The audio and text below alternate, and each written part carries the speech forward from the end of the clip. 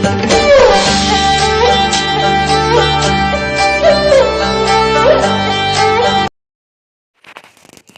Everyone, welcome back to our channel. So आज मैं आपके साथ एक ब्लॉग शेयर कर रही हूँ और ये है 20 अगस्त का ब्लॉग। ये धान की फसलें लगी हुई हैं पानी में, इस तरीके से बड़े बनाकर धान की खेती की जाती है, तो वही दिख रही है। सो आज मैं अभी आई हुई हूँ राखी पर अपने मम्मी के घर, मतलब अपने मायके।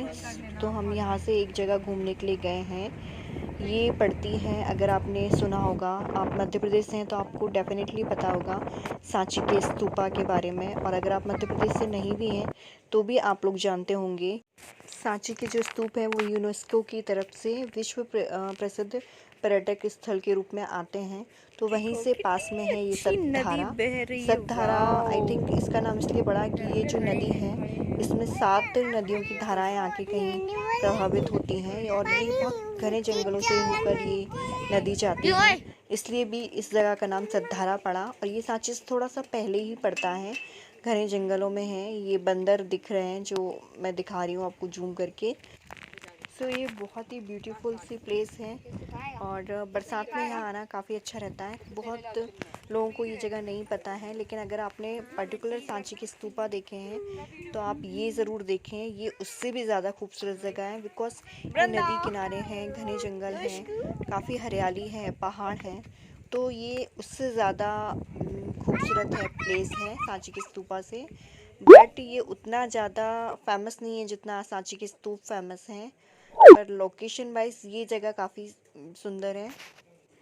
ये सलामतपुर पड़ता है भोपाल विदिशा रोड पर, तो उससे थोड़ा सा पहले से ही अंदर की तरफ रास्ता गया है और 5-7 किलोमीटर अंदर की तरफ ये है, जो बहुत खूबसूरत प्लेस बनी हुई है।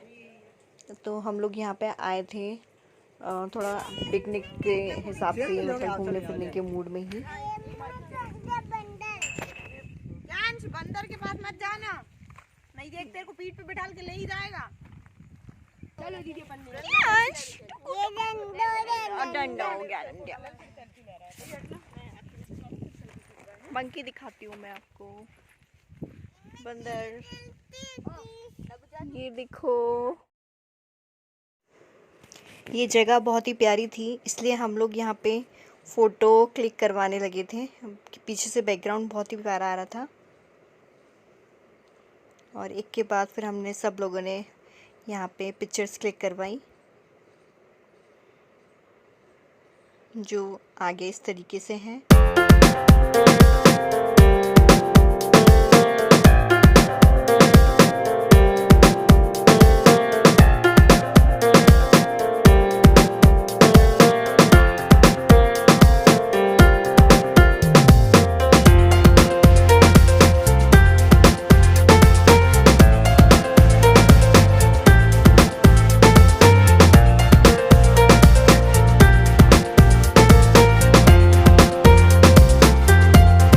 और ये तुष्क है, जिसको घर में तुष्क बोलते हैं, मेरा भतीजा है, पर इसका वैसे पूरा नाम नित्यांश प्रताप सिंह है। तो बस ये अपनी धुन में था और अलग अलग एंगल से फ़ोटो ले रहा था। और हाँ, अगर आप लोग मेरे चैनल पर नए हैं और मेरा चैनल सब्सक्राइब नहीं किया है तो प्लीज़ उसको बेल आइकन के साथ सब्सक्राइब जरूर करें। आपके पीछे आ रहा है, ये मेरे को डरा रहा है ये लड़का। लो हट जा। बंदर आ रहा है पीछे। 1 2 3। बहुत ही सुंदर व्यू है, आप लोग देखेंगे तो मज़ा आ जाएगा। ये देखो, बारिश नहीं हो रही है पर नदी में बहुत सारा पानी है, बहुत ग्रीनरी है। आप लोग भी यहाँ ज़रूर विज़िट करें, बहुत ही अच्छी लोकेशन है।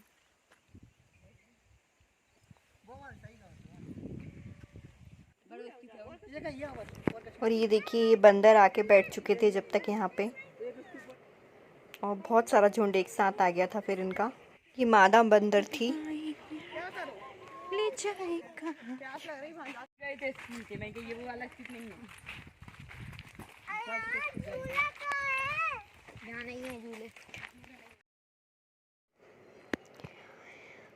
तो यहाँ पे पिक्चर्स वगैरह क्लिक करवा के अब हम आगे जा रहे हैं। आगे भी बहुत सारी ऐसी जगह हैं जो कि दर्शनीय हैं। छोटे मोटे स्तूप हैं, गांव की लैंग्वेज में इसको यहाँ पे बिठा भी बोला जाता है। और यहाँ बैठने के भी कुछ स्थान है, जैसे टूरिस्ट वगैरह आते हैं तो वहाँ पे बंदरों का झुंड आ गया था, तो अब हम आगे की तरफ जा रहे हैं। आप थोड़ा सा टाइम लेकर आएँ अगर आप कभी यहाँ पे विज़िट करते हैं तो। और बरसात में यहाँ ना काफ़ी अच्छा रहेगा, मतलब बहुत सारी ग्रीनरी होती है यहाँ पे। आप देख सकते हैं घना जंगल है यहाँ पे, और ये ऐसे ऐसे बिखरे बिखरे पड़े हुए हैं। यहाँ छोटे मोटे स्तूप बने हुए हैं आगे भी। ये जो पत्थरों के बने हुए गुंबद टाइप के देख रहे हैं आप, यही स्तूपा हैं या स्तूप जिसको कहा जाता है। और यहाँ की लोकल लैंग्वेज में इनको बिठा भी कहा जाता है। और इसके पीछे दो किंवदंतियाँ हैं, मतलब कि जो यहाँ की हिस्ट्री लिखी रहती है या शिलालेख मिलते हैं, उसमें ये बताया गया है कि ये बौद्ध मठ हुआ करते थे, बौद्ध विहार, या पुराने टाइम पे ये स्कूल होते थे, शिक्षा का एक केंद्र होता था जहाँ पे बौद्ध भिक्षु या दूसरे लोग ज्ञान ग्रहण करने के लिए आते थे और अलग अलग तरीके की कलाएं सीखते थे। और ये जो बैठक के स्थान बने हुए हैं वो अलग अलग लोगों की, अलग अलग संतों की यहाँ पे समाधियाँ बनी हुई हैं, ऐसा कहा जाता है। पर एक और मैंने डिस्कवरी में एक बार देखा था कि इसके बारे में ये भी कहा जाता है, बल्कि यहाँ के आसपास के लोग भी ऐसे कहते हैं कि ये जो दूसरे ग्रह के निवासी होते थे या जिनको परग्रही कहा जाता है, वो जब पुराने ज़माने में यहाँ पे आते थे धरती में, तो ये उनका एक स्थान हुआ करता था। ये बिल्कुल अलग बने होते थे, मतलब बस्तियों से बहुत दूर या पहाड़ी पर बने होते थे। तो सही बात क्या है ये तो इतिहास में ही है अब। तो अलग अलग तरीके से कहा जाता है, लेकिन यहाँ बहुत ही अच्छा लगेगा आप आते हो तो। और ये दो कुछ रूम टाइप के बने हुए थे पत्थर के, जो पूरी तरह बहुत अच्छी कंडीशन में तो नहीं थे, लेकिन फिर भी ठीक ठाक कंडीशन में थे।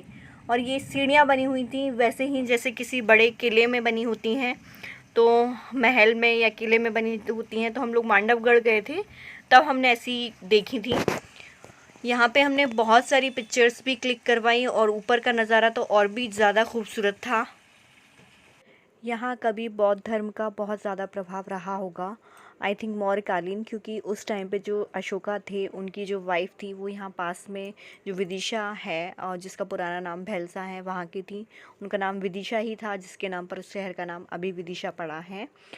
सो ये बौद्ध मठ आसपास बहुत हैं, सांची के स्तूप, सतधारा, सोनारी, तो इस तरीके की जगह जगह बिखरे बौद्ध मठ और स्तूप हैं।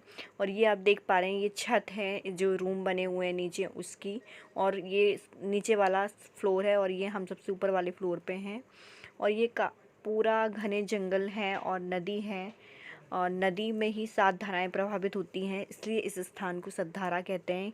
क्योंकि यहाँ आसपास जंगलों में और भी बहुत दूर दूर तक झरने बने हुए हैं, जो हमने पूरा नहीं घूमा क्योंकि उसके लिए काफ़ी टाइम चाहिए रहता है।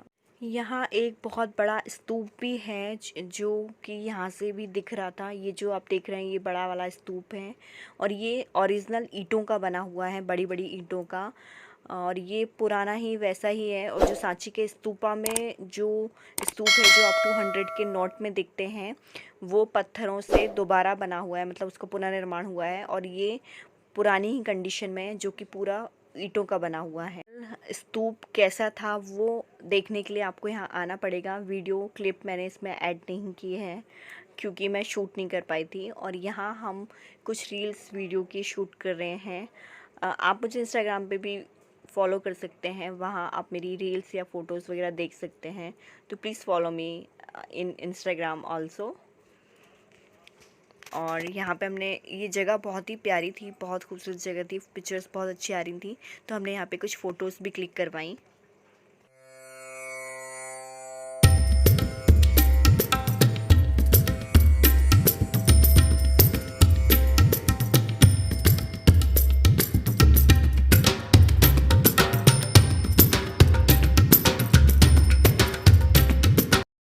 और ये मैं यहाँ पे शाहरुख खान की एक्टिंग करने की कोशिश कर रही हूँ, जो कि मुझसे नहीं हुई, तो हम बहुत हंसे।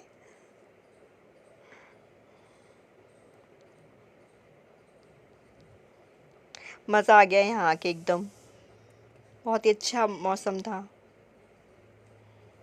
और बारिश भी होने लगी थी।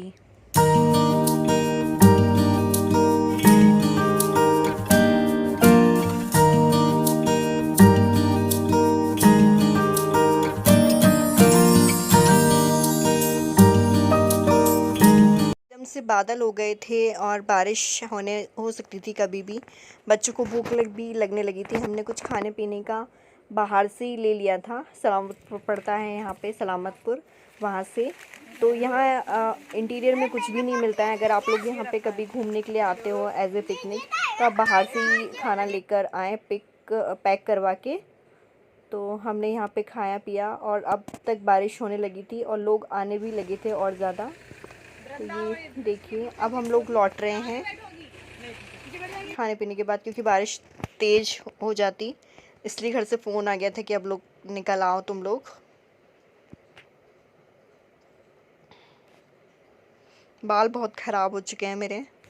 यहाँ रास्ते में ही गाड़ाखड़ी एक गांव है जहाँ मेरी बुआ का घर पड़ता है, बुआ सा का, तो हम उनको लेते हुए भी जाएंगे।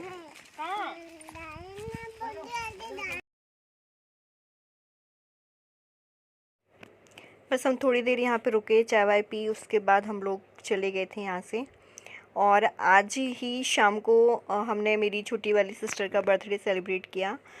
ये संगमित्रा एक रेस्टोरेंट रिट्रीट है जो कि सांची विदिशा रोड पर ही है, अगर आप लोग आते हैं तो। और ये उस पहाड़ी पे बना हुआ है जहाँ पे अभी बौद्ध यूनिवर्सिटी मध्य प्रदेश सरकार प्रस्तावित की है, वहीं पे ये बना हुआ है। और यहाँ पे कुछ बाहर गार्डन भी था, तो ये बच्चे वगैरह खेल रहे थे। क्यांश और तुष्क हैं ये, झूले वगैरह। हम लोगों ने भी काफ़ी मस्ती की यहाँ पे।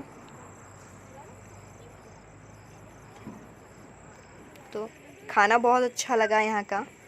अगर आप लोग भी कभी विदिशा निकल कर जाते हैं, विदिशा भोपाल रोड से, तो आप यहाँ पे ज़रूर रुकें। और वीडियो कैसा लगा कमेंट बॉक्स में कमेंट करके ज़रूर बताना। और वीडियो को प्लीज़ लाइक ज़रूर करें, शेयर करें। मम्मा यहाँ पे उनका कुछ गीत गा रही हैं जो सावन में गाए जाते हैं। वीडियो को लाइक, शेयर एंड चैनल को सब्सक्राइब करना ना भूलें। Thank you for watching and please watching my another videos.